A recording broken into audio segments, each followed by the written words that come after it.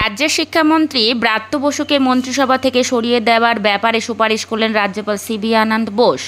কিন্তু শিক্ষামন্ত্রীকে কেন সরিয়ে দেওয়ার সুপারিশ করলেন রাজ্যপাল? এই সুপারিশের পেছনে রয়েছে গত 30শে মার্চের একটা ঘটনা। গৌড়বঙ্গ বিশ্ববিদ্যালয়ের ক্যাম্পাসে তৃণমূলের অধ্যাপক সংগঠনের বৈঠক ডাকা হয়েছিল। সেখানে উপস্থিত ছিলেন ব্রাত্য বসু।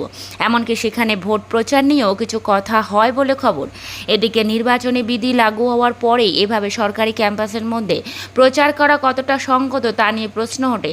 এবার সেই ঘটনায় ব্রাত্য বসুর বিরুদ্ধে নির্বাচনী বিধি ভঙ্গের অভিযোগ উঠেছে। তার জেরেই তাকে মন্ত্রিসভা থেকে সরানোর সুপারিশ। রাজ্য সরকারের নানা ভূমিকা নিয়ে তিনি সমালোচনা করেন। এ নিয়ে তৃণমূলের তাবড় নেতৃত্ব কার্যত রে করে উঠেছেন বারবার। ব্রাত্য বসুর সঙ্গে নানা ইস্যুতে অতীতে সংঘাত হয়েছে রাজ্যপালের। তবে এবার রাজ্যপালই ব্রাত্যকে একেবারে মন্ত্রিসভা থেকে সরানোর সুপারিশ করলেন।